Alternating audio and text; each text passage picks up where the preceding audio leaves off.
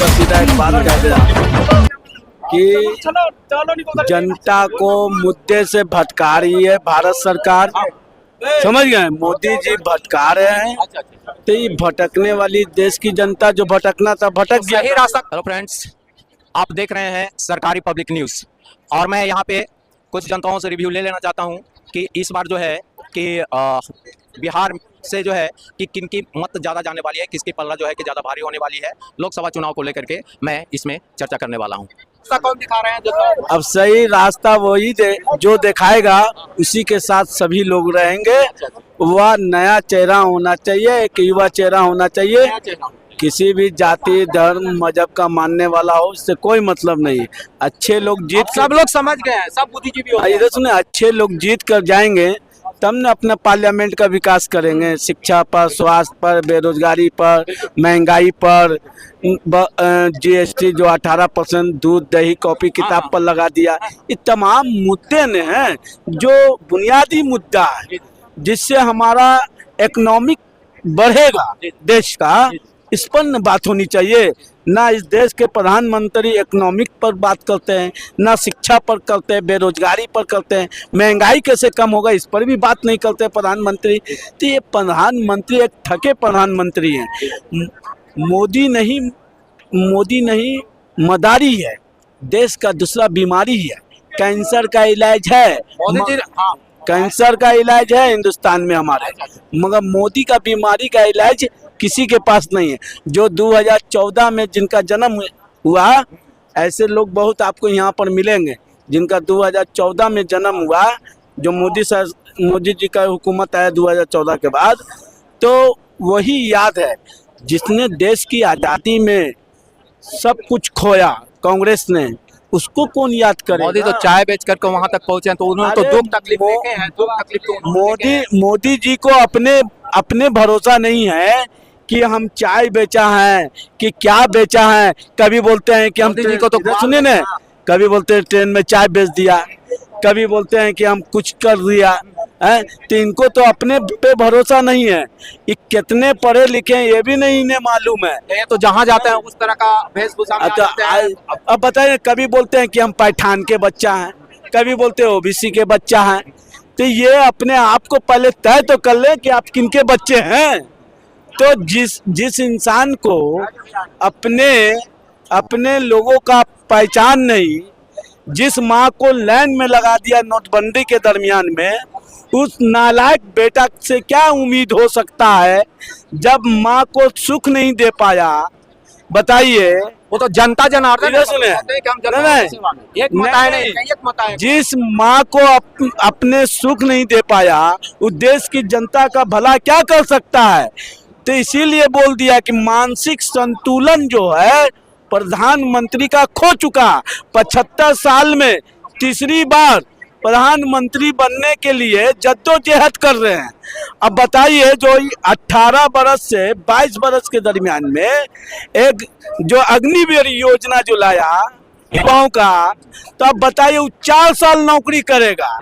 आई 75 साल में दोबारा प्रधानमंत्री बनने का सपना देख रहे हैं। उनका सोच कुछ और है, 4 साल वाला सोच कुछ और है कि मेरा पूरा भारत जो है कि सेना का ट्रेनिंग। अरे इधर सुनिए ने, देश को कमजोर हर क्षेत्र में ही करना चाहते हैं, हर चीज को कमजोर करना चाहते हैं।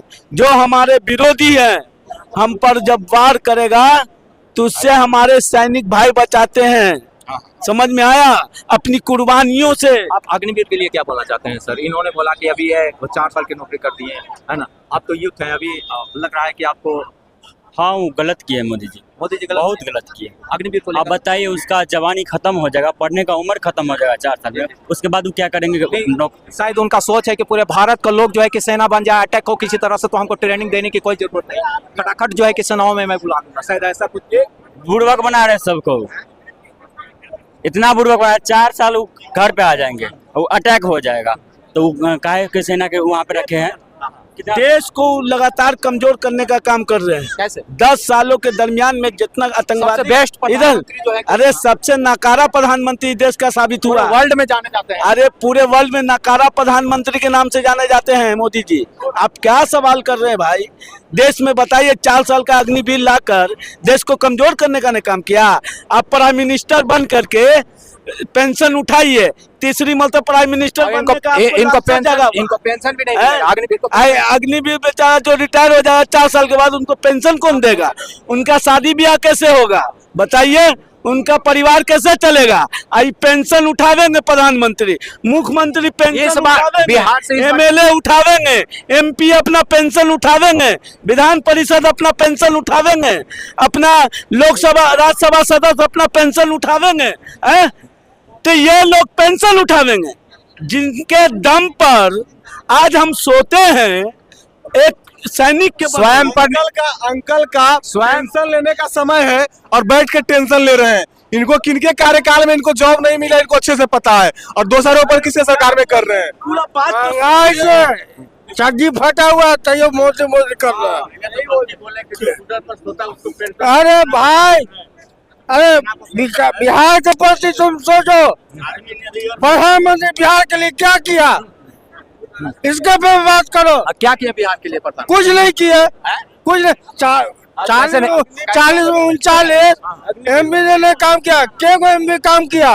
ऐसे नहीं कुछ किया। 5 किलो अनाज आपका जो अरे 5 किलो अनाज पर अनाज हो जाता आदमी, गरीबों को जो है हमेशा, है ना? तो कैसे नहीं कुछ किया? और बहुत सारे चीज। अरे कांग्रेस के समय से 5 किलो अनाज और 6000 जो है कि क्या कहते हैं किसान एक आदमी जी जाएगा 5 किलो अनाज पे, उसको रोजगार ऐसे में महंगाई पे इस समय बात करना चाहिए प्रधानमंत्री को।